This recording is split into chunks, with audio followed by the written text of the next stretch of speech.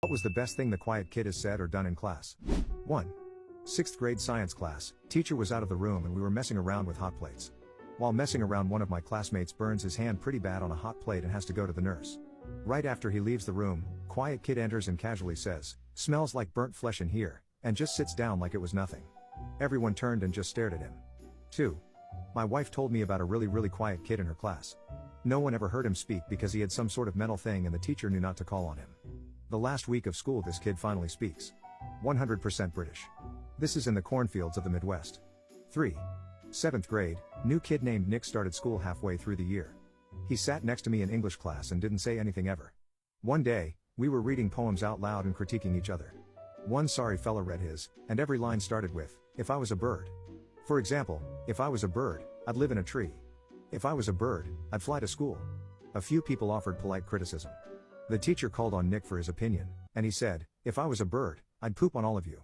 He got kicked out of class and I still laugh every time I think about it. We became friends and he was actually a pretty nice guy. I think he just couldn't resist making that joke. 4.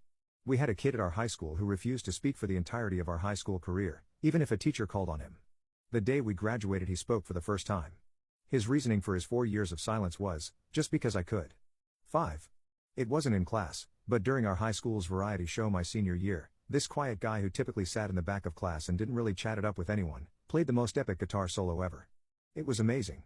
Still remember it 10 years later. 6. There was a girl who went the entirety of middle school never speaking a word unless absolutely necessary.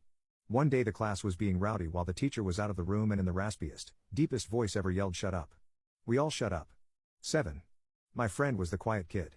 In high school drafting class, back when drafting was done on paper, there was another kid harassing him from across the room.